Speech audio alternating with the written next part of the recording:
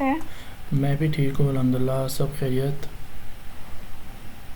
सब ठीक।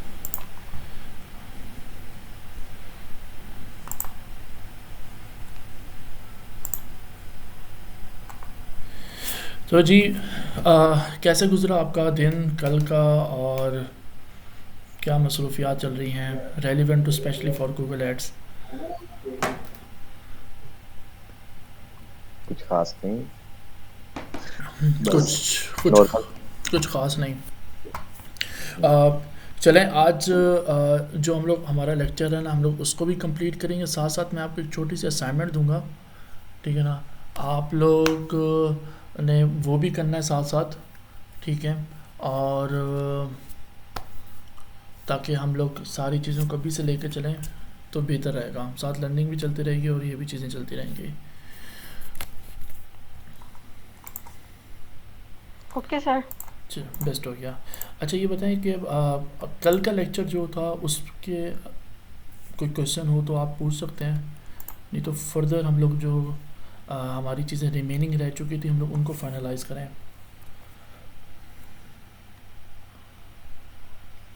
Okay sir, आप कोई कंटिन्यू क्वेश्चन करें। चलें बेस्ट हो गया। करें। वैसे कल हमारा जो था वो हम लोग टूल्स एंड सेटिंग और कंपेन स्ट्रक्चर के बारे में हम लोग डिस्कस कर रहे थे, और आज हमारा 7th लेक्चर है अबाउट टूल्स एंड सेटिंग। और इसमें हम लोग क्या कहते हैं, जो हमारा कंपेन स्ट्रक्चर है उसमें हम लोग कंपेन्स, ऐड ग्रुप्स और ऐड सेट्स जो है ना हम लोग उनको भी क्या कहते हैं डिस्कस करेंगे। और अभी हम लोग अपर लेवल जो है ना, अपर बॉडी जो है ना कंपेन को, ऐड ग्रुप्स और ऐड्स की हम लोग स्टडी करने के बाद जो है ना हम लोग जो हमारी असल में जो एक एक चीज़ को हमने डीपली एनालाइज करना है ना, जो हमें डिस्कस करना है वो हम लोग हमारे जो कोर्स आउटलाइन है ना उसके मुताबिक हम लोग फर्दर करते रहेंगे। तो फर्दर हम लोग वापसी आते हैं यहाँ से टूल्स एंड सेटिंग। और कल टूल्स एंड सेटिंग में हम लोगों ने सेटअप और बिलिंग जो है ना, ये इन सारी चीज़ों को हम लोगों ने डिस्कस कर लिया था। और ये क्या कहते हैं इसको, ये बेसिक लेवल पे जो था ना, जो ये दोनों चीज़ों का बहुत ज़्यादा इम्पोर्टेंस है और हमें मालूम होना चाहिए कि ये इनका क्या क्या वर्किंग होती है। साथ साथ कन्वर्जन्स जो है, कन्वर्जन्स को अभी हम लोग लिटिल बिट डिस्कस करते हैं गूगल एनालिटिक्स और एट्रीब्यूशंस के बारे में। एट्रीब्यूशन का जो मॉडल है ना, इस चीज़ को भी हम लोग डिस्क्राइब करते हैं क्योंकि ये कन्वर्जन ट्रैकिंग के अंदर आता है। और आप ये बताओ कि आप लोगों को मालूम है कि ये एट्रीब्यूशन होता है क्या है? आप दोनों में से कोई बता सकता है मुझे कॉन्सेप्ट क्या है एट्रीब्यूशन का? No sir. नहीं मालूम आपको नहीं जहरिया? सर। नहीं मालूम। नहीं, मुझे भी नहीं पता। चलें। अच्छा कन्वर्जेंस का मालूम है आपको? Yes sir. कन्वर्जन मालूम है। अच्छा ये बताओ कि आप लोगों ने पहले कन्वर्जन ट्रैकिंग सेटअप की हुई है yes sir, conversion tracking setup की हुई है। गूगल टैग मैनेजर के थ्रू या एनालिटिक्स के through? Google tag sir manager के थ्रू टैग। की थी, लेकिन GA4 को टैग मैनेजर के साथ कनेक्ट किया था। GA4 को गूगल टैग मैनेजर के साथ कनेक्ट किया था। और ये बताएं कि गूगल टैग मैनेजर के अंदर इवेंट्स बनाकर उनको GA4 में शो किया था, नहीं। ये चीज़ें नहीं देखी? और उन्हीं गूगल टैग मैनेजर के अंदर जो टैग्स हैं उनको फायर करके गूगल एड्स के अकाउंट के साथ कनेक्ट किए हैं? Yes sir. वो यस। वो किया हुआ है, मतलब वो, मतलब ये बेसिक लेवल पे आपको मालूम है। उसमें मोस्टली आपने कौन सा किया हुआ है? व्हाट्सअप को मतलब बटन ट्रैकिंग को किया हुआ है, या फिर आपने क्या कहते हैं पेज लिंक वगैरह इन चीज़ों को ट्रैकिंग किया हुआ है? Add to page cart link, वगैरह को भी। ऐड टू कार्ट का किया है, अच्छा। और पेज लिंक वगैरह की, पेज लिंक किया हुआ है आपने? थैंक यू पेज वगैरह की, क्योंकि लीड नेशन पे ज़्यादा कंप्लेंट्स लाई थी, तो वो क्योंकि उसी पर। थैंक यू पेज तो अब तो बहुत ज़्यादा ओल्ड वर्जन हो गया थैंक यू पेज, क्योंकि अब न्यू वर्जन के अंदर तो थैंक यू पेज लोड ही नहीं होता। वो जो फिल करता है ना फॉर्म, वो उसी जगह पर ही शो हो जाता है कि यार ये थैंक यू आपने हमारा फॉर्म फिल किया, हम आपको डिस्कस करेंगे। तो वो जो चीज़ है उसको ट्रैक किया? नहीं, मैंने थैंक यू पेज के साथ ही ट्रैकिंग की। आपने थैंक यू पेज के साथ की हुई है। चलें कोई नहीं, चलें हम लोग इस टॉपिक पे जब आएंगे ना तब हम लोग इसको बैठ के ना डीपली जो है ना हम लोग इसको ना एनालाइज भी करेंगे। और इनको स्टडी भी करेंगे, बल्कि मैं आपको कुछ वेबसाइट्स दे दूंगा, उन वेबसाइट का आपको मैं कम्प्लीटली एक्सेस दे दूंगा और आपने बैठ के ना उस पर ना प्रैक्टिस करनी होगी और बैठ कर आपने उसमें मैनेज करना होगा, ट्रैक करना होगा चीज़ों को, वो सारा कुछ करना होगा आपने। ठीक हो गया? Okay sir. चलें, बेस्ट हो गया। अच्छा, इसमें जो एट्रीब्यूशन मॉडल जो है ना, एट्रीब्यूशन मॉडल ये असल में एक कॉन्सेप्ट है कि एक कस्टमर जो हमारे पास आता है उसका जो इंट्रैक्शन जो होता है ना, ये उसको कैच करता है एज़ कम्पेयर टू इस तरह से कि एक पर्सन आया, उसने हमारा ऐड को देखा और वो ऐड देखने के उसने हमारे ऐड पे क्लिक किया और क्लिक करने के बाद जब वो हमारी वेबसाइट पे आया, क्या उसने चीज़ को परचेज़ किया नहीं किया, ठीक, एक चीज़ ये आती है। दूसरी चीज़ होती है कि भाई एट्रीब्यूशन मॉडल के अंदर के एक पर्सन आया, उसने हमारे ऐड पे क्लिक किया, वो हमारी वेबसाइट पे आने के बाद हमारा जो फाइनल जो कन्वर्जन था वो था कि एक चीज़ का परचेज़ होना, या कोई हमें व्हाट्सएप पे कांटेक्ट करे या कोई फॉर्म को, लीड फॉर्म को ना फिल करे, ठीक है ना, और वहाँ से जाकर किसी ने सबमिट का बटन दबाया, परचेज़ का बटन दबाया, वो उस चीज़ को ट्रैक करता है। तीसरी चीज़ ये होती है कि किसी पर्सन ने क्या कहते हैं हमारा क्या कहते हैं ये ऐड के ऊपर क्लिक किया, वेबसाइट पे आया और उसने आकर ना क्या कहते हैं हमारी चीज़ को परचेज़ किया नहीं किया। गूगल इन तमाम तक चीज़ों को एनालाइज कर रही होती है, ठीक है ना। तो अगर हम लोग यहाँ पर ना काफ़ी सारे मॉडल्स आते हैं, जब हम लोग कन्वर्जन ट्रैकिंग को डिस्कस कर रहे होंगे ना, उन कन्वर्जन ट्रैकिंग के अंदर लास्ट में ना क्या कहते हैं एट्रीब्यूशन मॉडल आ रहा होगा, उसके अंदर ना first click, last click, data driven, ठीक है ना, और क्या कहते हैं उसके अलावा क्या कहते हैं उसमें एक और भी था जो मेरे ख्याल से फ्रीक्वेंसी था, मेरे ख्याल से जो तीनों को इकट्ठे तरीके से डिवाइड करता है, तो वो सारी की सारी चीज़ें उसमें आ रही होती हैं। अब देखो यहाँ पे लिखा हुआ है 0% of your conversion journey had at least 2 add instruction before conversion. एक आ रहा है 1 इंस्ट्रक्शन और प्लस सेकंड। अभी 0 क्यों दिखा रहा है, ये क्या कहते हैं हमें अभी हमारे इस पर कोई अकाउंट पे ऐड नहीं चल रहा, जिसमें हमने एक तो कन्वर्जन ट्रैकिंग का होना भी लाजमी है इसके ऊपर, ठीक हो गया, कन्वर्जन ट्रैकिंग का होना भी लाजमी है इस पर। और दूसरा क्या कहते हैं इसको, जस्ट 1 मिनट में आपको, मुझे 1 मिनट दे, मैं आता हूँ आपकी तरफ।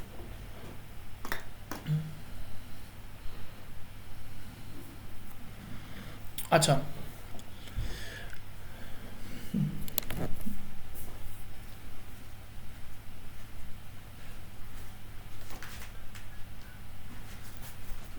अच्छा, अब बात को समझें। अभी इंट्रैक्शन की बात कर रहे हैं। इंट्रैक्शन ये कि अगर एक पर्सन आता है और उसने आके ऐड पे क्लिक किया और ऐड पे क्लिक करने के बाद क्या कहते हैं वो उसने आकर चीज़ को परचेज़ किया, तो गूगल ये बताएगा कि आपने एट्रीब्यूशन मॉडल के अंदर जो फर्स्ट क्लिक के ऊपर आपने एट्रीब्यूशन मॉडल को सिलेक्ट किया था, तो ये मैं सारा का सारा क्रेडिट जो है ना मैं फर्स्ट क्लिक एट्रीब्यूशन मॉडल को देता हूँ। अब आपने 2-3 कन्वर्जन ट्रैकिंग सेटअप की हुई है, ठीक है ना, तो वो गूगल क्या कहेगा कि यार जो फर्स्ट बारी के अंदर जो आया था ना पर्सन, उसने आके आपके ऐड को क्लिक किया और बाद में जाकर उसने परचेज़ किया, आज किया, कल किया, परसों किया, तो वो सारा का सारा क्रेडिट किसको देगा कन्वर्जन ट्रैकिंग का, कि यार ये कन्वर्जन इस ऐड की वजह से हुई है।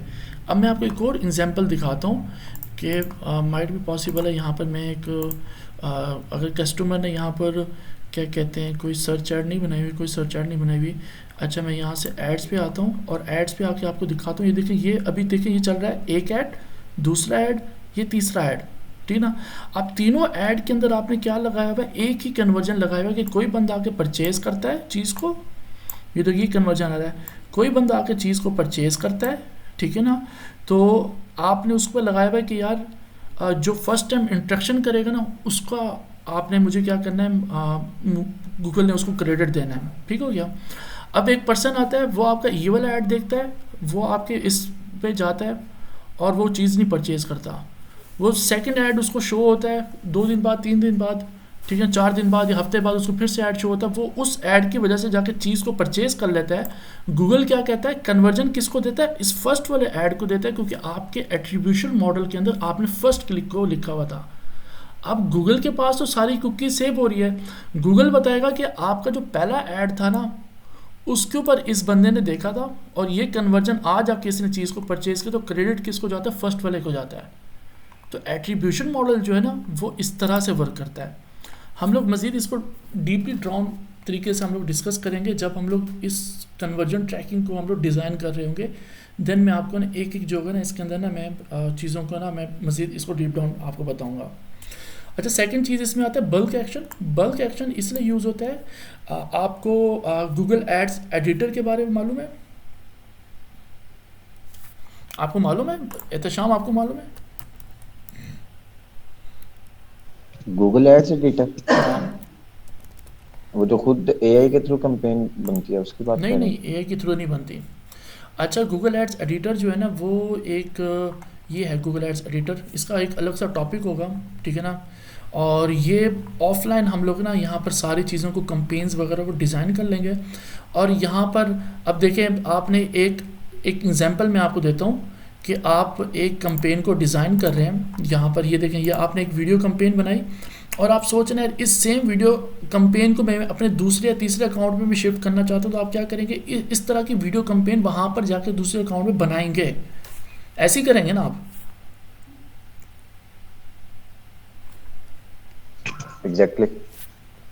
एग्जैक्टली। बट आप गूगल एडिटर के through with in a second के अंदर एक कंपेन को आप 10 से 15 अकाउंट में शिफ्ट कर सकते हैं विद इन अ सेकेंड में, जस्ट ओनली वन बटन के थ्रू।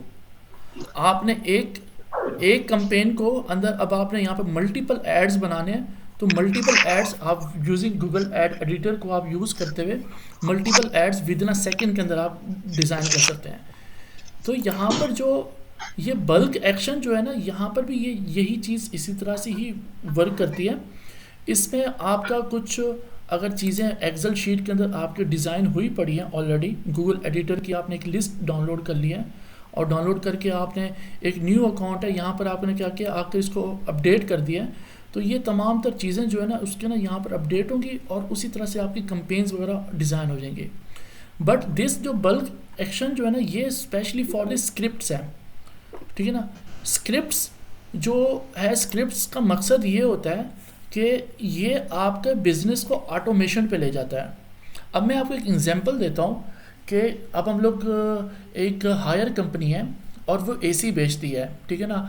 हायर कंपनी एसी बेचती है और वो अपनी एड चला रही है। वो ये कह रही है कि यार जब दोपहर के टाइम 12 बजे से लेकर 4 बजे तक या सुबह 10 बजे से लेकर 4 बजे तक जून जुलाई के महीने के अंदर शदीद किस्म की गर्मी होती है, मेरा ऐड का जो बजट जो है ना वो 10 बजे से लेकर 5 बजे तक, जो अभी मैं ऐड स्पेंड यूज़ कर रहा हूँ डेली का $50, तो मेरा ऐड जो है ना $200 पे चला जाए, ठीक है ना, 10 से लेकर 5 बजे तक। और ज़्यादा से ज़्यादा लोग मुझे कॉल्स करें, कांटेक्ट करें। 5 बजे के बाद क्या हो जाता है, मौसम ठंडा हो जाता है। तो मैं चाहता हूँ कि यार अब मौसम थोड़ा ठंडा हो रहा है तो मेरा ऐड लेवल जो है थोड़ा डाउन कर दूँ ताकि लोग जो है ना मेरे से कम कांटेक्ट करें लेकिन मेरा बजट जो है ना सेव हो जाए।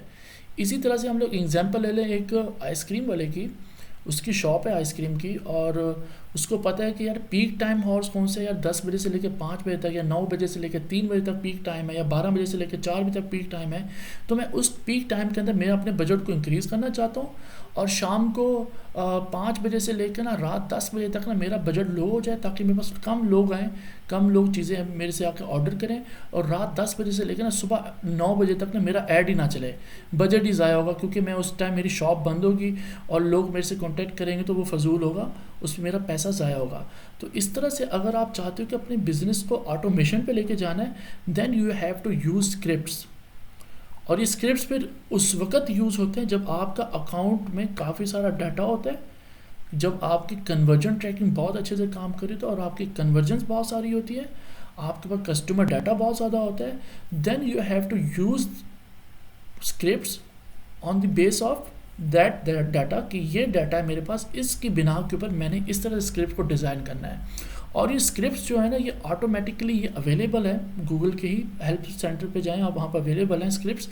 लेकिन कुछ स्क्रिप्ट्स जो है ना आप लोग खुद भी बना सकते हैं, उसका भी ऑप्शन है, यहाँ पर आप जाएँ जाके स्क्रिप्ट्स बनाएं। यहाँ पर इसके अंदर पूरी की पूरी ये देखिए स्टार्ट फ्रॉम अ टेम्पलेट और दूसरा आ रहा है न्यू स्क्रिप्ट्स। न्यू स्क्रिप्ट्स करेंगे तो वो पूरी की पूरी एक कोडिंग आ जाती है। अगर आप कोडिंग कर सकते हैं, आपको मालूम है, आप समझते हैं ये जो जावा स्क्रिप्ट्स होती हैं, जो इस तरह की जो लैंग्वेजेस होती हैं, इनको समझते हैं, then you have to design your own script. Otherwise you have to just follow the template, उस टेम्पलेट के मुताबिक आप अपने ऐड को डिस्क्राइब कर दें। तो स्क्रिप्ट्स का जो मकसद होता है ना वो ये होता है। अच्छा, उसके बाद आता है शेयर्ड लाइब्रेरी, और इसके अंदर फर्स्ट ऑफ ऑल आता है ऑडियंस मैनेजर। ऑडियंस मैनेजर के अंदर ये होता है कि आप लोग अपनी खुद की एक ऑडियंस बना लेते हो। एक इस तरह से आप ऑडियंस बनाते हो, आपको मालूम है कि यार मेरे जो कंपिटिटर्स हैं वो ये तमाम तर चीज़ों में इंटरेस्ट है, आप डायरेक्ट अपने कंपिटिटर्स की ऑडियंस को कैच कर सकते हो। ठीक है ना, आपको पता है यार ये वेबसाइट्स हैं, ये वेबसाइट मेरे कंपिटिटर्स हैं, इनके ऑडियंस को मैं कैच कर सकता हूँ। इसमें एक चीज़ आती है, गूगल डायरेक्ट उसकी वेबसाइट पे जाने वाली ऑडियंस को कैच नहीं करेगा।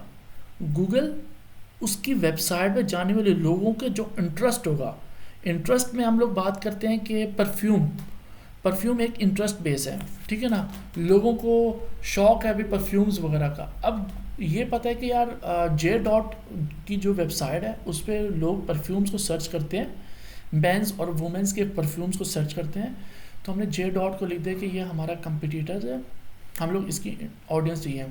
जो लोग जे डॉट को सर्च कर रहे होंगे और वो परफ्यूम्स को सर्च कर रहे होंगे, आपका ऐड उन लोगों को शो होगा, क्योंकि आपने क्या किया कि उसमें कस्टम सेगमेंट्स में जाकर आपने यहाँ पर एक अपनी ऑडियंस बनाई होगी। ठीक है ना, अब देखिए यहाँ पर ना इसने एक ऑलरेडी ऑडियंस बनाई हुई है, और ये फिटनेस के रैली में बनाई हुई है, ये वेट लॉस के रैली में बनाई हुई है इसने। और ये देख रहे हैं यहाँ पर क्या आ रहा है, कस्टम सेगमेंट के अंदर इंटरेस्ट। मैं थोड़ा इसको जूम इन करता हूँ मैं, अब देखिए आपको नज़र आ रहा होगा इंटरेस्ट। तो ये इंटरेस्ट जो है ना इसका, ये उसको करता है, this custom audience includes people who may be interested in these terms. In these terms का मतलब ये है कि जो वेबसाइट्स को आप इसमें ऐड करेंगे, हम लोग जो चीज़ों को हम लोग करेंगे इसके अंदर, तो ये उन चीज़ों को टारगेट, उन चीज़ों के इंटरेस्ट बेस को टारगेट करेगा।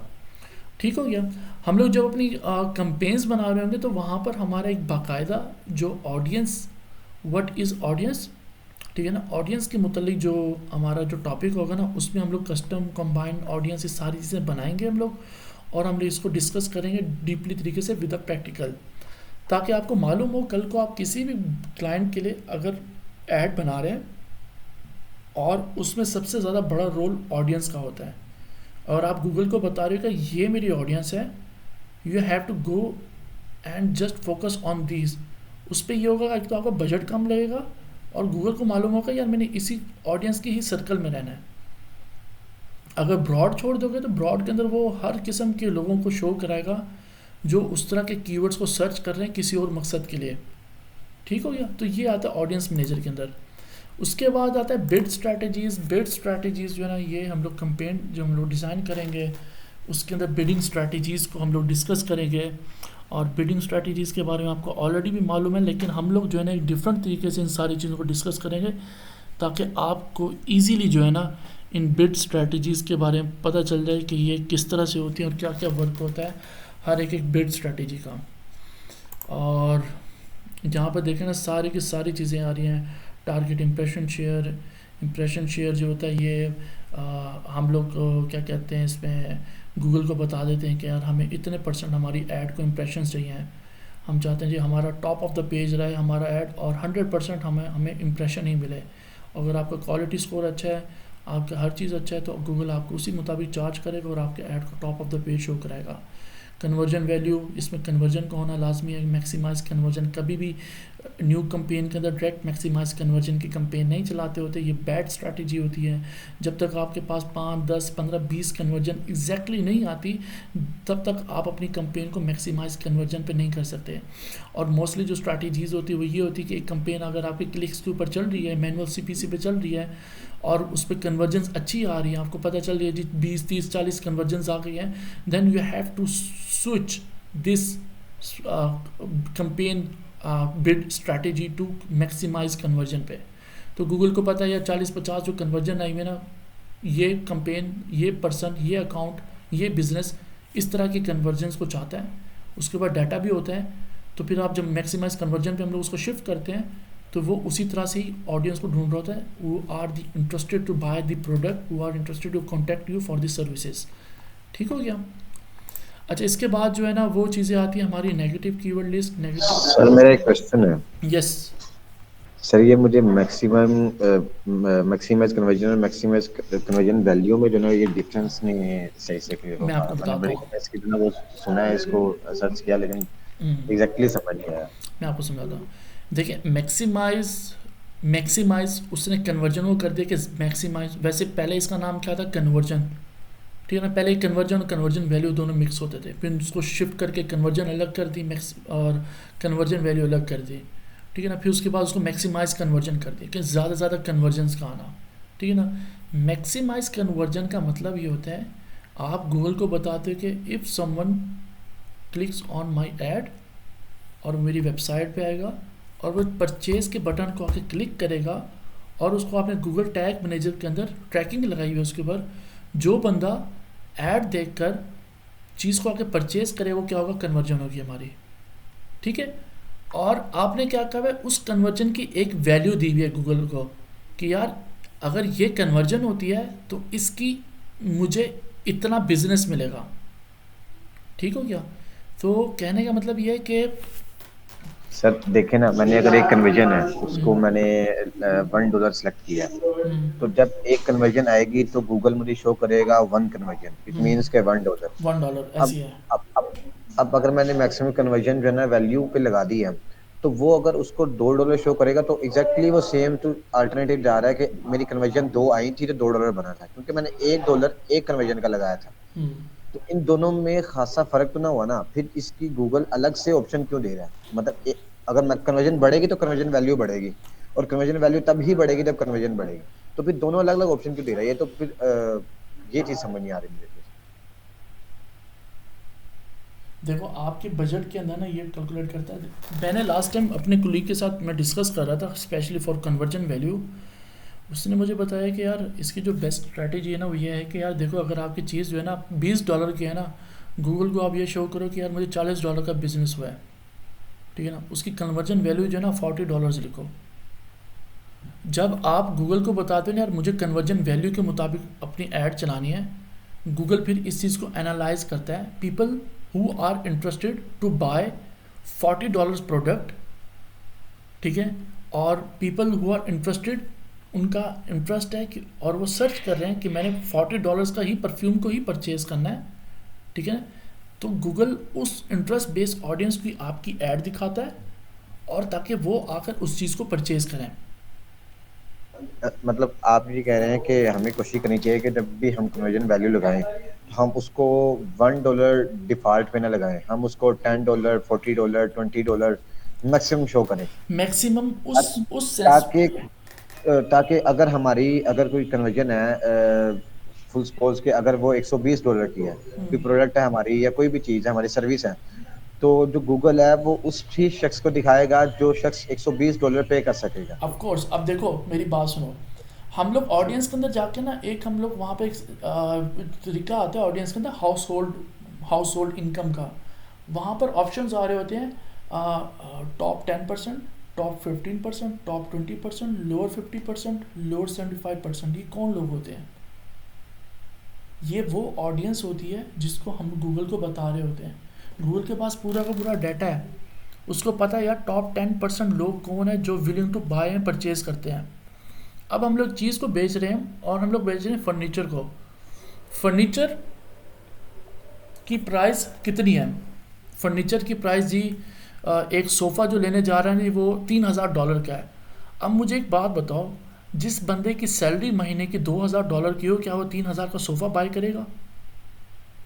नहीं बाय करेगा। नहीं करेगा। तो हम लोग ऑडियंस के अंदर जाके हम लोग बताएंगे कि यार पीपल हु, गूगल को हम बताएंगे जो टॉप 10% आपके पास ऑडियंस है ना, टॉप 10%, आप उन लोगों को हमारा ऐड शो करो। अब टॉप 10% के अंदर पूरे यूएसए के अंदर जो मिलियनर्स आते हैं उन लोगों को ही हमारा ऐड शो कराएगा, वो जो टॉप 10% की कैटेगरी के अंदर आते हैं। अच्छा, ये नहीं कि आप ये कहना चाह रहे हैं कि हम ना इसको इस तरह लेके चलें कि जब हम ऑडियंस सेलेक्ट करते हैं, सेगमेंटेशंस करते हैं, ऑडियंस बिल्ड करते हैं, हम्म। तो हम उसमें अपनी पहले सर्विसेज या प्रोडक्ट को मद्देनजर रखते हुए चीज़ों को जो है सेलेक्ट करें कि यार कौन सी शख्स जो है वो हमें पे कर सकता है, नहीं कर ऑफ सकता। कोर्स। जब हमारी ऑडियंस में वो लोग आ जाएंगे जिनका हमें पता है कि यार अगर एक बंदे की 2,000 सैलरी है, हम्म। तो वो जो है ना 150 की चीज खरीद सकता है, हम्म। यानी कि 1500 की चीज खरीद सकता है। तो हम 2,000 वाले बंदे को एंटर कर देंगे, उसके बाद फिर हम यहाँ पर आएंगे और हम कन्वर्जन के ऊपर एग्जैक्टली अपना मैक्सिमम उसके करीब रेट बताएंगे उसको, हम्म। कि अगर हम 120 की चीज बेच रहे हैं तो हम कोशिश करेंगे हम उसको 100-80 इसके लगभग ही बताएं, कम ना बताएं उसको, 1 या 2 ना बताएं, 10 या 20 ना बताएं, ताकि जो है ना वो अगर गूगल का जो मशीन लर्निंग सिस्टम है वो उसको समझना भी चाहे तो उसको समझ आए कि यार मैंने बेसिकली एग्जैक्टली कौन सी ऑडियंस जो है ना इसको दिखानी है। आपने सारी की सारी बात ठीक की है, एक जगह पे आपने गलती की है। देखो कन्वर्जन, देखो मैं अगर परफ्यूम्स को सेल आउट कर रहा हूँ और मेरी परफ्यूम्स की प्राइस क्या है, 2,000 से लेकर 5,000 तक मेरी प्राइस है, ठीक है ना, और कन्वर्जन तो एक ही बार बनेगी। जो बंदा आके परचेज करेगा वो क्या होगा, वो तो एक ही वैल्यू शो कराएगा ना। अब वो 2,000 वाला परफ्यूम खरीदे, 5,000 वाला परफ्यूम खरीदे, कन्वर्जन ने तो एक ही वैल्यू शो करानी है ना, जो हमने उसको बताई होगी। तो ये एवरेज हमें सेलेक्ट करना पड़ेगा। 5,000 की चीज़ है तो हम उसको गूगल को बताएंगे यार 10,000 की है। तो 10,000 जब बताएंगे ना, उसमें उसमें फिर वो हर तरह की कैटेगरी के लोग आते हैं, हर तरह की ठीक हो ऑडियंस गया। आती है, ठीक है ना। ये हम लोग इस तरह से नहीं करेंगे, हम अपनी मर्जी से जी $10 रख लें, $50 रख लें, $100 नहीं, जो हमारी प्रोडक्ट की प्राइस है। अगर हम लोग वन प्रोडक्ट स्टोर पे हम लोग टारगेट कर रहे हैं, मतलब अगर हम लोग अभी मैं माउस मेरे सामने पड़ा है, मैं माउस को सेल आउट कर रहा हूँ अपने एक ही वेबसाइट के ऊपर, और वेबसाइट के माउस की प्राइस कितनी है, $30 की है, ठीक है ना। तो मैं कन्वर्जन के अंदर जाके कन्वर्जन वैल्यू में $30 लिखूंगा, गूगल को बताऊंगा कि यार अगर कोई बंदा आकर चीज़ को परचेज करता है तो मुझे $30 का प्रॉफिट होगा। फिर मैं उसका क्या करूँगा, मैं उसका जाके ना फिर बाद में at the end of the month के अंदर मैं अपना क्या करूँगा, मैं बताऊँगा इतना कॉस्ट लगी, इतनी कन्वर्जन्स आई, कॉस्ट पर वैल्यू, कॉस्ट पर कन्वर्जन मुझे कितने की पड़ी, मुझे लॉस कितना हुआ, मुझे प्रॉफिट कितना हुआ। तो मैं उन तमाम तो चीज़ों को डिस्कस करूँगा at the end of the month में। तो कन्वर्जन वैल्यू का मकसद ये है कि जब आप मल्टीपल थाउजेंड्स ऑफ चीज़ों को आप कैलकुलेट करने में आपको मालूम तो हो कि आपको बिजनेस कितना आ रहा है, कितना लॉस हो रहा है, कितना प्रॉफिट हो रहा है। आगे बात करें तो कन्वर्जन और कन्वर्जन वैल्यू का असल में मकसद जो है ना वो ये है, आप अपने प्रोडक्ट की कॉस्ट हमें बताओ क्या है। आपको अगर एक बंदा आता है आके चीज़ को परचेज करता है, ताकि गूगल को पता चले ना कि यार आपको इतना बिजनेस मिला है। अब 10 लोगों ने आकर, अगर मैंने $100 की ऐड चलाई है और 10 लोगों ने आकर चीज़ को परचेज़ किया, मुझे $300 का ना मुझे क्या मिला है, मुझे बिजनेस जनरेट हुआ है। तो गूगल ये कहेगा $100 की इन्वेस्टमेंट के ऊपर आपको $300 मिला है, मतलब उसमें से $100 ख़त्म करके $200 आपको ना मतलब प्रॉफिट मिला। तो आपको इस $100 के ऊपर 2x बिजनेस मिला है, आपको 2x आपको प्रॉफिट हुआ है। तो कन्वर्जन और कन्वर्जन वैल्यू का ईजी अल्फाजों में समझाऊँ तो ये मकसद है। ठीक हो गया, क्लियर हो गया, क्लियर हो गया। बेस्ट हो गया। अब मज़ीद जो चीज़ें इसमें आती हैं, ROS जो आता है, ये रिटर्न ऑन एड स्पेंड होता है, ये कॉस्ट पर एक्विजिशन होता है। ये इन चीज़ों को फिर हम लोग मज़ीद डीपली जो होगा ना, जब हम लोग बिडिंग स्ट्रैटेजीज़ को कर रहे होंगे स्टडीज़, तो हम लोग फिर उसको करेंगे। अच्छा, इसके बाद फिर नेगेटिव कीवर्ड लिस्ट के बारे में आपको मालूम है, जब हम लोग अपनी ऐड चलाते हैं तो उसमें जो बैड कीवर्ड्स होते हैं, जो परफॉर्म नहीं कर रहे होते हैं, ठीक है ना, सही तरीके से, तो हम लोग उनको क्या करते हैं, नेगेटिव कीवर्ड्स में डाल देते हैं, ताकि उस पर हमारा बजट वगैरह जो है ना वो ज़ाया ना हो। सर ये जो मैनुअल बिडिंग है, बिडिंग स्ट्रेटजी है, हम बाद में इसको डीप डाउन स्टडी करेंगे हाँ, कि हमें किस कीवर्ड के ऊपर जो है वो किस तरह उसको इंक्रीज करना है, किस क्राइटेरिया के तहत, ये चीज़ें फिर हम बाद में हम डिस्कस लोग इसको करेंगे। बाद में डिस्कस करेंगे। मैं आपको मोर देन 10 बिडिंग स्ट्रैटेजीज बताऊंगा बिजनेसेस के रेलिवेंट, ठीक है ना, कि अगर ठीक हो, इस तरह की नीश का बिजनेस हो तो आपको स्टार्ट में ये बिडिंग स्ट्रैटेजीज रखनी चाहिए, क्योंकि मैं अपना एक्सपीरियंस बताऊंगा आपको, और ये ओके। स्टेप्स को आपने फॉलो करना है, और वो चीज़ें सारी जो होंगी वो नोटेबल होंगी, आपने नोट कर लेनी है उनको। इन फर्दर फ्यूचर ठीक। आपके पास कोई भी क्लाइंट आता है, यू नो दैट कि यार इसको मैंने किस तरह से प्लान करके चलना है। बैकएंड पे हम लोग होंगे, आपको बता रहे होंगे चीज़ें, लेकिन आपको भी ठीक। मालूम होना चाहिए कि यार ये प्लान्स होते हैं, ये चीज़ें होती हैं। इस तरह से नहीं होता कि एक कीवर्ड ऐड किया, उस पर ऐड चला दीजिए, देखो जी क्या होता है क्या नहीं होता। अगर आपने एक बिज़नेस को लॉन्ग टर्म लेके चलना है, उसको स्क्रैच से प्रॉफिटेबल बिजनेस की तरफ लेकर आना है ना, देन यू हैव टू क्या कहते हैं, लर्न एवरी बिडिंग स्ट्रैटेजी और these type of things. Sure, समझ गया सर।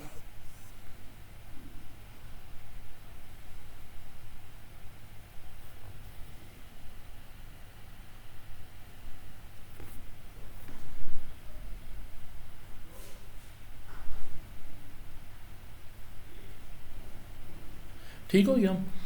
अच्छा, उसके बाद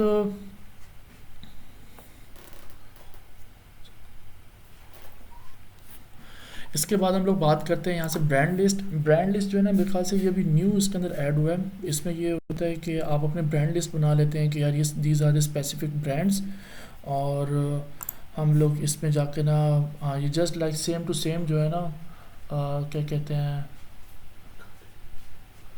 हम लोग इसमें सेम टू सेम जो है ना वो कर देते हैं कि यार these are the our brand. करें यहाँ पे मैं लिखता हूँ कोई क्या नाम है उसका, देखो ना ये ब्रांड्स की लिस्ट आ रही है। कौन सा ब्रांड है, जे डॉट। जे डॉट का क्या है, जुनेद जम नहीं, जे डॉट की क्या एब्रिएशन बनती है, जुनेद जमशेद है ना ये। जुनेद जमशेद है सर। हाँ जुनेद जमशेद, ये देखिए ये आ गया, ये आ गया जुनेद जमशेद। हम लोग इसको टारगेट कर देंगे कि यार ये ब्रांड है और इस ब्रांड को हमने ना टारगेट करना और सब कुछ करना है हमने। मतलब ये हमारा कंपटीटर होगा या ये हमारा अपना ब्रांड होगा? नहीं, ये कंपटीटर्स की लिस्ट आ गई यहाँ पर। ठीक है। देखो यहाँ पे लिखा brand list, let you choose whether your add show on searches. If someone search Junaid Jamshed तो आपका ऐड वहाँ पे शो होगा ठीक। जुनेद जमशेद के ऊपर। मतलब एज हम ऑडियंस जो ना वो टारगेट कर रहे हैं हाँ कि इसकी जो ऑडियंस जो इसको सर्च करनी आएगी उसमें हमारा ऐड भी शो करेगा। हाँ, हमारा ऐड भी शो करेगा। जैसे हम कीवर्ड में कर लेते हैं। Same as usual. इसके बाद शेयर बजट आता है। इसमें ये होता है कि जो हमारी कंपेन चल रही होती हैं ये मैनुअल बिडिंग के अंदर भी बहुत अच्छा वर्क करता है, और ऑटोमेटिक पे मैंने कभी इसको अप्लाई नहीं किया वैसे फ़िलहाल।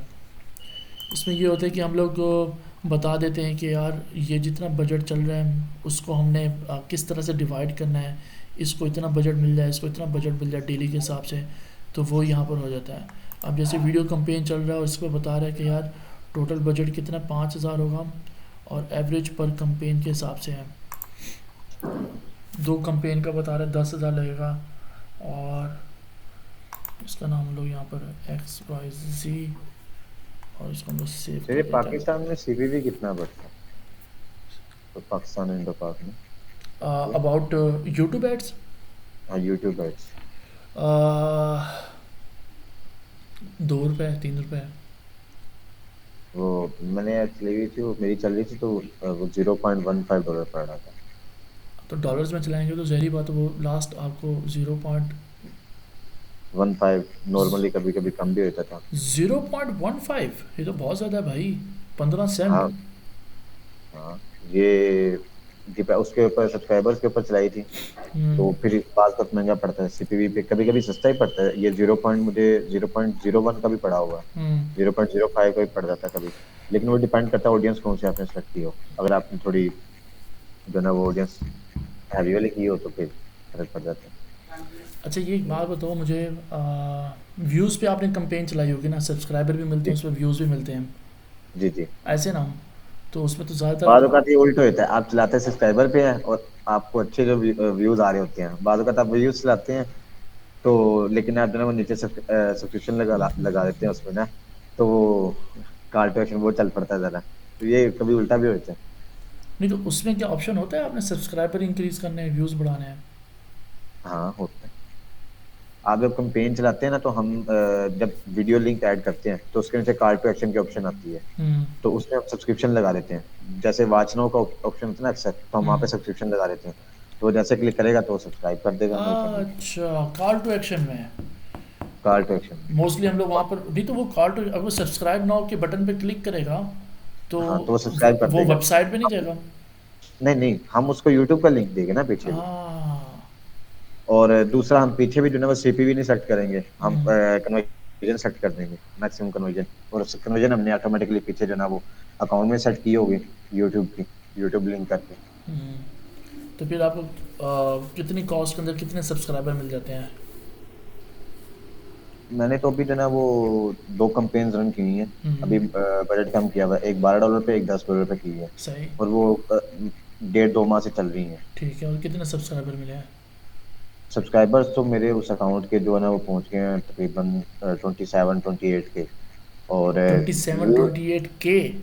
हाँ काफी अरसे से 5-6 माह से चल रहा है। पहले मैंने बजट ज्यादा भी लगाया था, बाद मैं $25, $30-35 पर भी लगा दिया था। अच्छा। लेकिन अब तो मैंने एवरेज कर दिया क्योंकि क्लाइंट ने बजट जो है ना उसका कम किया हुआ था। हम्म, तो $600-700 उसने कहा था कि आप जो है ना वो गूगल पे स्पेंड नहीं कर सकते, तो वो क्योंकि कम किया हुआ था। मैंने एक अपना एड चलाया था, और वो मैंने डायरेक्ट व्यूज़ भी किया था, क्योंकि मैं चाह रहा था मेरी ऑडियंस जो है ना वेबसाइट पर जाए। $50 के अंदर मैंने लगाया, तो मुझे व्यूज़ जो मिले ना उसके ऊपर कोई 35,000 व्यूज़ मिले मुझे वीडियो के ऊपर। हम्म। और मोर देन जो है ना उसमें से 1000+ लोगों ने ना मेरी वेबसाइट के ऊपर वो किया, वहाँ पर आए मेरी वेबसाइट के ऊपर।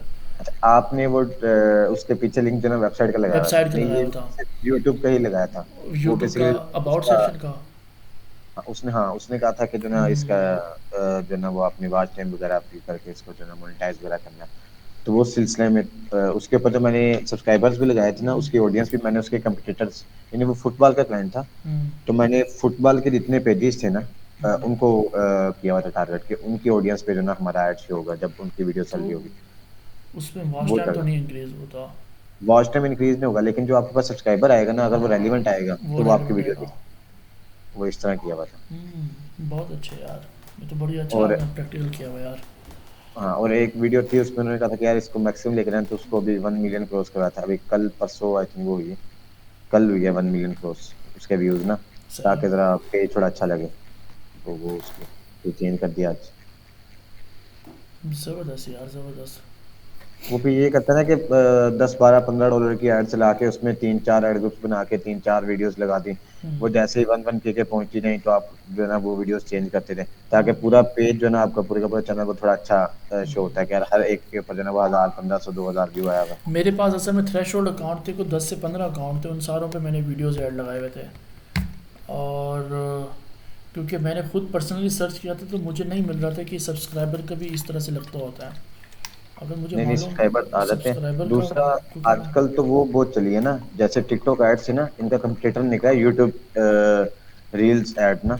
तो रील एड्स बहुत चल रही है आजकल। वो हाँ, तो ये इसका ऐड भी वैसे भी तो रील्स पे ही चल रहे होते हैं हमारे, उसमें ऑप्शन होता है हाँ, नीचे। रील पे चल रहा था, लेकिन रील अगर आप डायरेक्टली सिर्फ रील ही सिलेक्ट करते हैं ना, रील वाली ही एड चलाते हैं हम्म, उतनी वीडियो कंपेन करके, तो हम्म, उसमें फिर मजे की बात है ना, उस पर कंपटीटर नहीं है। जैसे अब टिकटॉक एड चली थी तो उस पर कंपटीटर बहुत ज्यादा आ गया था।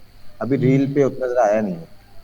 और इसीलिए रील पे व्यूज भी आपका ज्यादा आता है और अच्छा आता है नॉर्मली है ना, क्योंकि पाकिस्तान में वो अभी ट्रेंड वो नहीं है ना। बाहर का ट्रेंड हम्म। थोड़ा डिफरेंट किस्म का है। क्योंकि मैंने ऑडियंस जो टारगेट की वो सिर्फ पाकिस्तान की ही की हुई थी, क्योंकि मुझे पाकिस्तान के। पाकिस्तान में तो यूट्यूब कम ही हम्म, लोग देखते हैं। वो बच्चे वगैरह जो गेमिंग वगैरह कभी खेलते हैं, गेमिंग वीडियोस देखते हैं, वो देख लेते हैं। वरना ये टिकटॉक ज्यादा देखते हैं। टिकटॉक पाकिस्तान में बड़ी अच्छी कंपेन चलती है, लेकिन उसका मेरा ख्याल ऐड अकाउंट ही बनता है पाकिस्तान में ना। वो आपको बाहर का ऐड अकाउंट बना के ऑडियंस यहाँ की सिलेक्ट नहीं करती है शायद। हम्म। तो कुछ चीजें लिमिटेड हैं, चल जाएंगे ऐसे ऐसे आगे। सही कहा आपने। चलो यार, इस चीज़ को भी हम लोग एक्सप्लोर करेंगे फर्दर, क्योंकि मैंने खुद अपना यूट्यूब चैनल है ना, तो मुझे अब 30,000 जो मेरे पास आए ना, क्या कहते हैं, व्यूज़ आए ना, उस 30,000 व्यूज़ के अंदर ना मुझे मैक्सिमम जो फॉलोअर्स मिले हैं ना, वो हार्डली 20 से 25 फॉलोअर्स मिले हैं मुझे, सब्सक्राइबर्स मिले मुझे। आप अपने कंपटीटर्स को जो है ना वो टारगेट कर लिया करें। वहां पे बाजू का ऑप्शन होती है ना, कि अगर आपके पास कोई उसी का ही रेलिवेंट आ गया है, तो वो उम्मीद है कि अगर उसको कोई वीडियो पसंद आ गया तो वो देख लेगा। लॉन्ग वीडियोस बाजू का चला देते हैं, तो उसमें भी क्योंकि इसमें देखें, आप सब्सक्राइबर कंपेन अगर आप चलाते हैं, तो अगर आपने हम्म, टीवी पर चला दी है तो उसका फायदा कोई नहीं, हम्म, क्योंकि अब टीवी पे तो कोई जो है ना वो आपको सब्सक्राइब करेगा ही नहीं, हम्म। ऑब्वियसली। नहीं नहीं, वो वहाँ पे तो आप नहीं, जस्ट ओनली मोबाइल फ़ोन। हाँ, मोबाइल फोन, वो हम्म, कंपेन जो चलती रहेगी वो चलती रहेगी। हम्म, तो फिर दूसरा, जैसे मैंने आपको बताया कि आप थोड़ा थोड़ा सा जो है ना वो 1000, 1500 या ₹500 लगा के ना हर वीडियो को जो है ना वो थोड़ा थोड़ा ऐड दे दिया। वो उसमें फिर एक ये भी होता है कि जो लोग, जैसे ये लोग अक्सर लेते हैं ना कि यार ₹1000 के सब्सक्राइबर ले लिए, हम्म, वॉच टाइम पूरा करवा लिया। वो फिर जो यूट्यूब है ना, गूगल जो है वो उसको इरेलीवेंट करार देता है। लेकिन इसमें फायदा ये है कि गूगल कुछ कह नहीं सकता। गूगल ने खुद हमें दिए हैं व्यूज, गूगल ने हमें खुद जो है ना वो सब कुछ दिया है, सब्सक्राइबर्स दिए हैं। और मेरा ख्याल ये एक अच्छी ऑप्शन भी होती है कि हम्म वो वहाँ का आपको पता नहीं है कि कौन सी ऑडियंस आ रही है, यहाँ अपनी ऑडियंस को टारगेट की होती है किस हम्म। जगह की आ रही है। चलो तो ये यार, फायदा। ये तो बहुत अच्छा है यार, हम इसी को एक्सप्लोर करेंगे। वैसे मेरे पास अभी एक दो अकाउंट्स आने हैं थ्रेश होल्ड के, तो मैं फिर क्या कहते हैं आपको बताऊंगा, फिर आप और मैं मिलकर एक कैंपेन चलाएंगे और चेक करेंगे उसको, टेस्टिंग पे $50 लगा देंगे उसके ऊपर और सब्सक्राइब के देख लेंगे। क्योंकि वहाँ पर मुझे भी सब्सक्राइब नाउ का ऑप्शन नज़र आ रहा था, लेकिन मैंने भी सोच रहा था पर नहीं क्यों आ रहा है सब्सक्राइब नाउ का, अपने सब्सक्राइब होता भी है नहीं होता तो। मुझे असल में इस चीज का आइडिया नहीं था जो आपने जैसे शेयर किया ना कि आप उसके पीछे लिंक लगा था वेबसाइट का। मैंने अभी वो इसको अप्लाई नहीं किया था, लेकिन मुझे लग रहा था, मैंने कहा यार मेरे मतलब दोस्त से पूछा था यार कोई ऑप्शन है कि हम वेबसाइट पे जा सकते हैं ऐड से। तो मैंने कहा यार होगी, जैसे हम सब्सक्राइब ना लगाते हैं हम पीछे जो है लिंक वेबसाइट का लगा दें। तो कहता हाँ। तो मुझे इस चीज का आइडिया था, तो मैं सब्सक्राइब ना वो जो है ना वो यूट्यूब चैनल पे लगा रहा था। और वैसे भी इंडो पाक का जो व्यू है वो बहुत सस्ता पड़ता है, ये अमेरिका का जो व्यू है वो बहुत महंगा पड़ता है आपको। हाँ, तो फिर तो आपको सही पड़ रहा है 0.15 के हिसाब से। मैं सुना आप पाकिस्तान को यूएस टारगेट कर रहे हो इसलिए आपको ना नहीं नहीं, महंगा पड़ रहा मेरे है। पास जितने अकाउंट्स हैं वो सारे यूएस के, तो वो हम्म यूएस का ही जो ना वो था। और यूएस में तो अच्छी खासी इसकी ऑडियंस है। उसमें भी अभी जो है ना वो थोड़े मतलब थोड़ा कम बात का इसलिए पड़ जाता है क्योंकि मैंने फुटबॉल था तो पुर्तगाल वगैरह अर्जेंटीना वगैरह के जो ना वो किए हुए थे, तो उनका भी कंट्रीज़ को थोड़ा कम टारगेट किया पड़ा। हुआ था, हाँ। हाँ। जबकि अगर आप इंडो पाक में चलाओ, इंडो पाक में तो फिर आपको सस्ता जगह आप चला ही दो, जहाँ फिर आपको पैसों के हिसाब से पड़ जाता है, 2 रुपये 1 रुपये आपको एक साथ बहुत कम होता है वो तो। हम्म।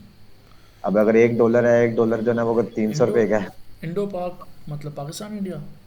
हाँ, पाकिस्तान इंडिया बांग्लादेश इन तीनों का जो ना वो आपको व्यू सस्ता हाँ, पड़ता वो है। तो व्यूज़ आपको सस्ता पड़ता है ऑब्वियसली, क्योंकि अब देखो इनको इनको पे आउट भी तो कम मिलता है ना यूट्यूब की तरफ से। इनको हम्म, पे आउट भी कम मिलता है, कम मिलता है। इसी वजह से कम मिलता है क्योंकि वहां पे वो पे आउट चार्ज भी ज्यादा करते हैं और लोगों पे भी ज्यादा करते हैं। हाँ, यहाँ पे वो जो है ना चार्ज क्योंकि भी कम करते हैं। डिपेंड करता है ना। अब देखो टायर वन कंट्रीज़ के अंदर इंडिया पाकिस्तान बांग्लादेश तो नहीं आते। अब टायर वन कंट्रीज़ वो होती हैं who has the ability to purchase a thing, ठीक है ना, हम्म। जिनकी इकोनॉमिकली कंडीशन कंट्री वाइज बहुत अच्छी होती है, तो वो टायर वन कंट्रीज़ के अंदर आते हैं। हम लोग टायर थ्री के अंदर आते हैं, जो हमारे मुल्क के हालात हैं। टायर टू के अंदर भी नहीं आते हम लोग तो। दूसरा फिर गूगल जो है ना वो है भी अमेरिका, तो वो ज्यादातर चीजें जो है ना वो अमेरिका से शुरू करता है।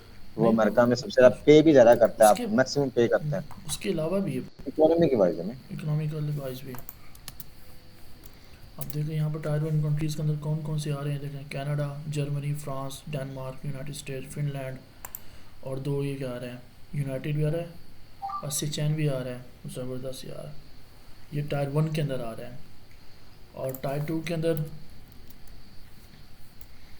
जापान, चाइना, चाइना भी टायर टू के अंदर आ रहा है, जापान भी, बल्गेरिया भी, अर्जेंटीना। तुर्की भी, मोरक्को, ये मुल्क, अर्जेंटीना, ब्राज़ील।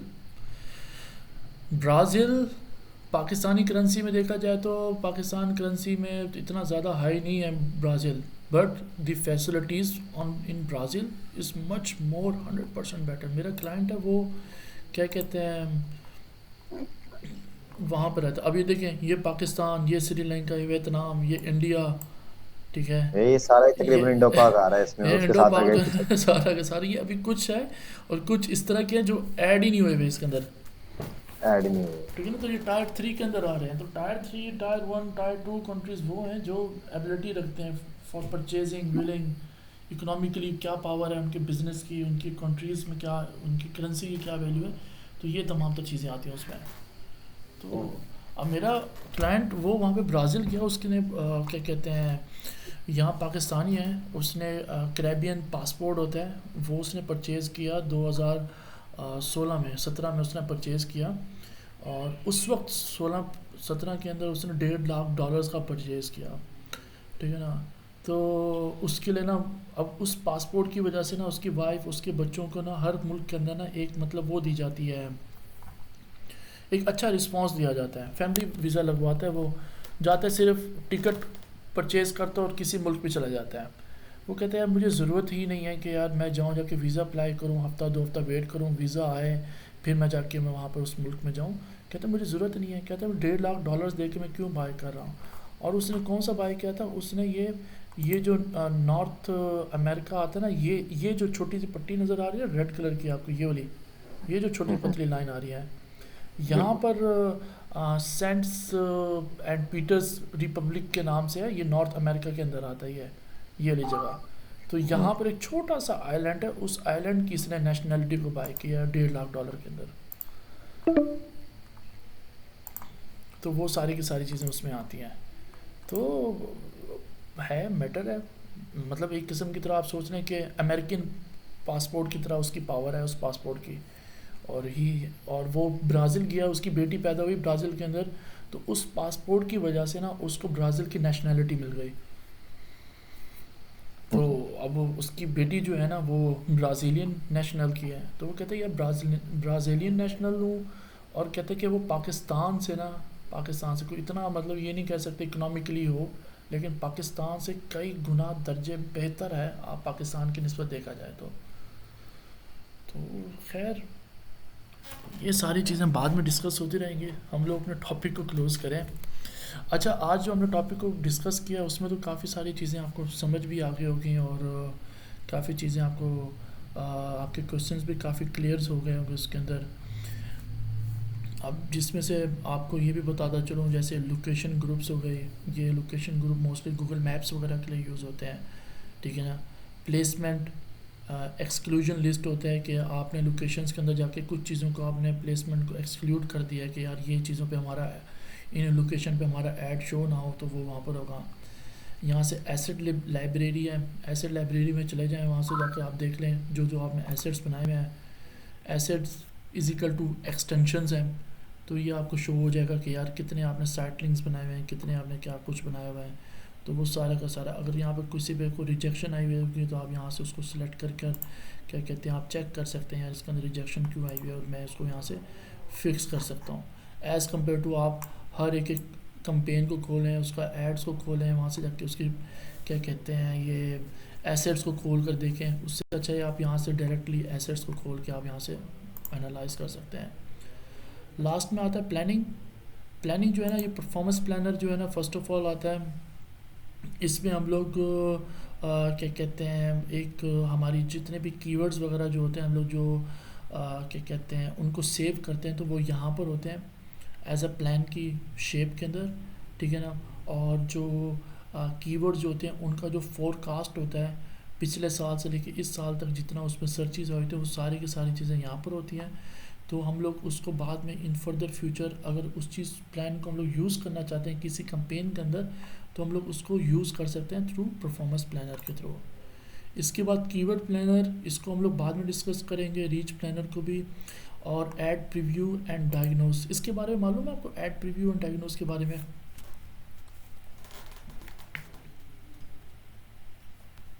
हेलो, नहीं मालूम। अच्छा, ये ऐड प्रीव्यू और डायग्नोस का मतलब ये होता है कि जब आपकी ऐड चल रही होती है, जिस कीवर्ड के ऊपर आप ऐड चला रहे हो, आप वो कीवर्ड यहाँ पर एंटर करोगे या वो सर्च टर्म आप एंटर करोगे, जिस लोकेशन पे आपने ऐड लगाया हुआ है वो करोगे, जो लैंग्वेजेस आपने की हुई इंग्लिश उर्दू जो भी किया वो, कौन सी मोबाइल डिवाइस आप यहाँ से करोगे, तो मोबाइल डिवाइस करोगे, डेस्कटॉप मोबाइल, तो वो आपको ये बताएगा क्या आपका ऐड अभी शो हो रहा है गूगल के सर्च पे या नहीं हो रहा। ये आपको यहाँ से लाइव दिखाता है, ये लाइव दिखाता है। अगर आपका ऐड यहाँ पर नहीं शो होता तो इसका मतलब आपका ऐड नहीं चल रहा, कोई एरर आ रहा है तो उसको बता देगा जी आपका बजट लो है, तो वो ज़्यादा टाइम में, जिस टाइम आप चेक कर रहे हो तो उस टाइम गूगल आपका ऐड नहीं शो करा रहा है, बट वो शो कराएगा आपके लो बजट की वजह से। तो आपको अपना बजट बनाना चाहिए ताकि 24 घंटे आपका ऐड शो होता रहे। तो इस तरह से गूगल आपको एरर्स देकर आपको दिखाता है कि यार ये इन चीज़ों को सॉल्व करो तो आपका ऐड ज़्यादा तरीके से शो होगा। यहाँ लिखा है preview a Google search result page to see if your ads appear. अगर आपका ऐड अपीयर हो रहा है गूगल के पेज पर उस सर्च टर्म के ऊपर गूगल की सर्च पे, तो आपको यहाँ पे शो हो जाएगा। अभी फ़िलहाल अगर मैं देखता हूँ यहाँ पर कोई ऐसा अकाउंट जो चल रहा हो और मैं आपको दिखा सकूँ, ये क्लाइंट का अकाउंट है, मैं नहीं चाहता इस पर कोई इशू है। खैर मैं यहाँ पर इसको ओपन कर देता हूँ और यहाँ पर मैं लिखता हूँ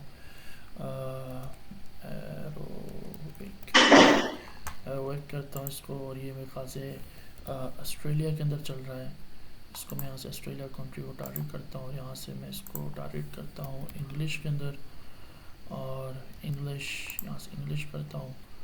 और अब ये दिखा रहा है your ad is probably shown at times but was not shown at the particular diagnose. ठीक है ना।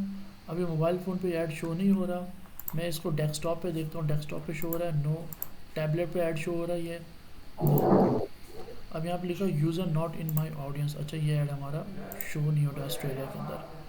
अच्छा अब हम लोग यहाँ पे लिखते हैं एक और वो बंद हुआ पड़ा ऐड हमारा। अच्छा हम लोग एक है ये, हम लोग इसको सर्च करते हैं और इसको हम लोग सर्च करते हैं, ये लिखा हुआ है this search location does not match, क्योंकि ये ऑस्ट्रेलिया में नहीं चल रहा है, ऐड चल रहा है हमारा यूएसए के अंदर। तो यहाँ से हम लोग यूएसए को सर्च करते हैं और ये बता रहा है दिस कीवर्ड, ये फ्रेज मैच और एग्जैक्ट मैच पे चल रहा है, सिंगल कीवर्ड के अंदर चल रहा है। This keyword is not triggering any ad because another keyword was found to the better fit to this query. Those ads may also have been rejected for other reason। अच्छा अब जाके इसको देखना पड़ेगा इसकी एड्स के अंदर ये क्यों नहीं शो हो रहा। क्या हमने नेगेटिव कीवर्ड्स के अंदर कोई ऐसा कीवर्ड ऐड कर दिया जिसकी वजह से हमारा ऐड नहीं चल रहा। अगर चल रहा है तो अभी तक हमें यहाँ पे शो क्यों नहीं हो रहा। तो देखा ना ये यहाँ पे शो कर रहा है your ad is not showing, अभी जो ऐड जो चल रहा है ना ये नहीं शो हो रहा। तो अब हमें जाके इसको रिसर्च करना पड़ेगा, देखना पड़ेगा क्या इशू है जिसकी वजह से ये ऐड क्यों नहीं चल रहा। तो एड रिव्यू और डायग्नोस का मकसद जो होता है वो सिर्फ और सिर्फ ये होता है। बेस्ट हो गया। Yes sir. और ये ऐप के मुतल्लिक है, अगर ऐप के रेलिवेंट कोई ऐड चल रहा है तो उसको देखना चाहते हैं तो ये उस चीज़ के रेलिवेंट आ जाएगा। ये ऐप के रेलिवेंट पहले तो नहीं था, ये भी न्यू चीज़ आई है, क्योंकि ये ऐड डायग्नोस जो होता है ना ये लास्ट था। मतलब उन्होंने ऐप की भी कन्वर्जन ट्रैकिंग और ये तमाम तर चीज़ें दे दी हैं। Drive conversion for app landing ad clicks को दिखाता है। अच्छा वेब कैंपेन परफॉर्मेंस दिखाता है और spend toward high performance channels भी दिखाता है। कितने लोगों ने कन्वर्जन की, इस सारा कुछ दिखा रहा है। खैर जब हम लोग ऐप्स की कैंपेन्स को डिस्कस करेंगे देन हम लोग को ये कभी ऐप के ऊपर ऐड चला के देखेंगे कि ये चीज़ किस तरह से वर्क करती है।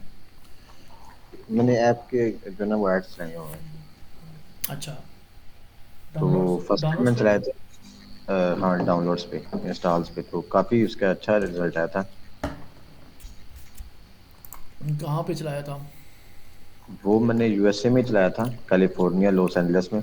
लेकिन वो उस पे उसकी जो ना यूट्यूब एड्स भी चल रही थी और ऐप इंस्टॉलेशन कैंपेन भी चल रही थी। ठीक है। तो ऐप जो ना वो इंस्टॉल्स हमें आ रही थी, फेसबुक पर भी हमने कैंपेन चलाई थी, वहाँ से भी इंस्टॉल्स आ रही थी और हमें जो ना वो डाउनलोड शो भी हो रहे थे उसके ऊपर। लेकिन बस वो ट्रैक नहीं हो रहा था कि हमें कितने कहाँ से हो रहे हैं, क्योंकि गूगल तो शो कर रहा था कि इंस्टॉल्स हो रहे हैं, हाँ गूगल शो कर रहा था। सही। तो वो फर्स्ट टाइम था लेकिन अच्छा एक्सपीरियंस रहा था वो। मेरे ट्रैक क्या नहीं हो पा रहा था? ट्रैक ये नहीं होता, वो हमारे पास था असल में जो उसका एडमिन पैनल था ना पीछे ऐप का, वो नहीं था, उसका कोड था। तो वो जिनसे पहले उन्होंने ऐप बनवाई थी ना वो कोड नहीं शेयर हुआ था। तो वो हमें एग्जैक्टली नहीं पता लग रहा था कि हमें कितने जो ना वो फेसबुक से आ रहे हैं, कितने गूगल से आ रहे हैं उसके ऊपर से ना, और हमारे रोजाना में कितने जो ना वो इंस्टॉल्स होंगे। मतलब कन्वर्जन ट्रैकिंग सही तरह से वर्क नहीं कर रहा था उसका। हाँ सही से वर्किंग नहीं कर रहा, लेकिन गूगल जो ना वो उसको शो कर रहा था कि हुए हैं, फेसबुक भी शो कर रहा था कि हो रहे हैं और हमें आ भी रहे थे वो। चलें बेस्ट हो गया। चलें कल जो है ना हम लोग अपना जो कैंपेन स्ट्रक्चर जो है ना इसको हम लोग एंड करेंगे और उसके बाद जो हमारे जो हमारी चीज़ें यहाँ पर रह जाएंगी, क्या कहते हैं ये, जो हमारे जो रिबन्स के अंदर जो यहाँ पर रह जाएंगे हम लोग इन चीज़ों को डिस्कस करेंगे कि इनका क्या मकासद होते हैं सेटिंग्स के अंदर। इन चीज़ों को डिस्कस करने के बाद जो हमारा जो असल वर्क है ना हम लोग उस तरफ चलेंगे, कैंपेन में जाएंगे, कैंपेन्स को डिस्कस करेंगे, उसमें हमारी लीड जनरेशन कैसे बनती है, ई कॉमर्स के लिए कैसे होनी चाहिए, ताकि जो हमारा ये नवंबर का महीना जो है ना इस पर हम लोग अपना जो कोर्स आउटलाइन है उसको एंड करें। At the start of the दिसंबर हम लोग अपने जो प्रैक्टिकल वर्क है ना हम लोग उस तरफ आ जाएं, ताकि बेस्ट हो गया। बेस्ट हो गया। अच्छा जवेरिया आपका कोई क्वेश्चन है? No sir. बहुत खामोश रहती हो। उन्होंने तो घंटा मेरे ख्याल सुना ही है शायद। बोर तो नहीं हो गई हो ये? नो सर, ऐसी बात नहीं है, बस चले। ऐसे। वो ऐसा ना हो सर, एट द एंड जो ना वो कहें कि ये तो बातें मेरे आसमान से ऊपर जमीन से नीचे की हैं मेरे लिए। ऐसी बात नहीं है, मैंने भी काम किया हुआ है, लेकिन बस थोड़ा कम किया हुआ है। नहीं हम चलें। दोनों काम ही करने आए हैं यहाँ पे इंशाल्लाह सर। सिखाएंगे अब हमें, हम करेंगे सर के साथ। आप लोग काम भी करेंगे और असल चीज़ ये होती है कि एक नेटवर्क बन जाता है आप लोगों का। ठीक है ना, हमारे पास एक उस्मान साहब हैं और उनका ना असल में थोड़ा सा इशू हुआ है, जिसकी वजह से ना वो अभी ना फ़िलहाल जो है ना वो, चलें इस टॉपिक को मैं यहाँ पर एंड करता हूँ, फिर हम लोग गपशप लगाते हैं।